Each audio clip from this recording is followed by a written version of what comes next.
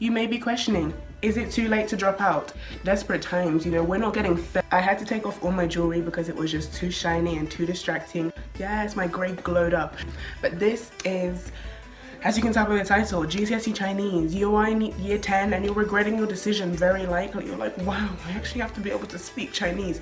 I'm welcoming. You could be year 9, you could be young. We're welcoming in this channel. It's a nice warm community. You could be here for a different character language like Urdu or Russian. We welcome you here too. But the bottom line is, we've chosen a language for GCSE that is not conventional, not popular and seen as difficult, mostly because of a different alphabet system. You may be regretting your life choices. You may be questioning, is it too late to drop out? The answer is probably yes. So let me tell you what you and me, well, you guys, I've done it now. I didn't think I would. I think the lowest I ever got was maybe 4%.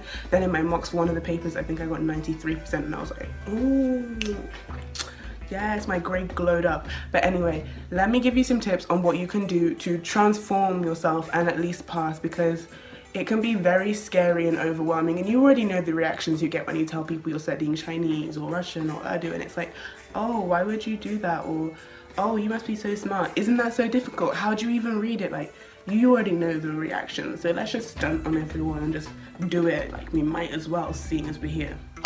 Number 1. Breathe, okay? You might be very tense right now. You might be very overwhelmed and very stressed. So the first thing you need to do is breathe. It's going to be okay. Other people have done it. You will be able to do it too. I believe in you guys.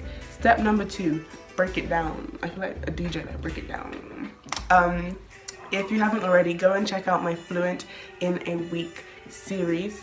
But I break down the 8 chunks of learning a language, and I think that those would be really good chunks for you guys, because there is a lot of culture, for example, in GCSE Chinese, especially AQA. Don't know why we're doing it, but it's just a lot of culture, a lot more than EdXL. So anyway, let's just break it down into the 8 sections and talk about how you can do it. You need to be doing things little and often, and the more you break it down, the more palatable it is and the easier it will be for you to cope.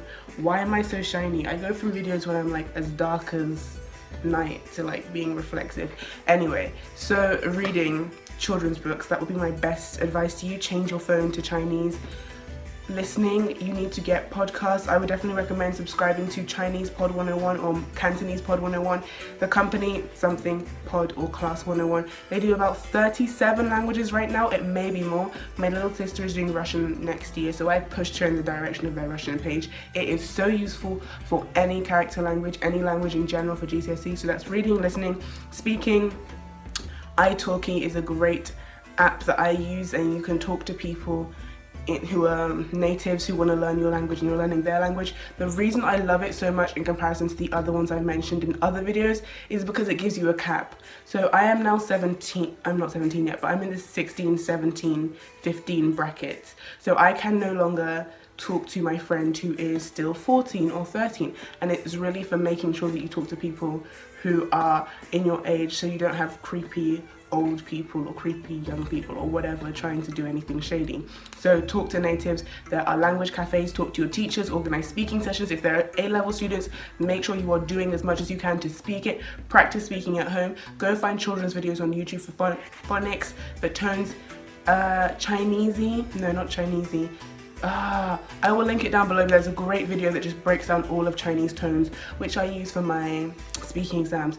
For writing, I would definitely recommend Colin's writing book, always, every day. They do it for other character languages as well, but at the end of the day, you just need to practice the format, practice writing, and sometimes you have to finesse the system. If you speak another language, like French or Spanish, go to Bite Size, go look at their resources, translate it. If you don't speak another language, use Google Translate, use Spanish, use something to translate the readily available GCSE language resources into your language, because desperate times, we're not getting fed like the other languages. Sometimes you just have to that was the most French revision I actually did, just translating all the bite-sized French stuff into Chinese.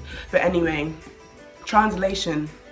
That is translation practice. You need to be able to translate from English to your target language and vice versa. For Chinese, you really need to practice the little things from English to Chinese, because that is the harder one, obviously. So be prepared. You need to also know about culture. I would definitely recommend YouTube videos because they make it super duper easy, but of course look at your specification and see what cultural things you need to know. You need to know that at Dragon Boat Festival they eat zongzi. You need to know that long noodles are long life for birthdays. Never forget that. Long noodles, long life. The next thing you need to think about is grammar and vocab. If you're doing AQA, I got a little secret for you.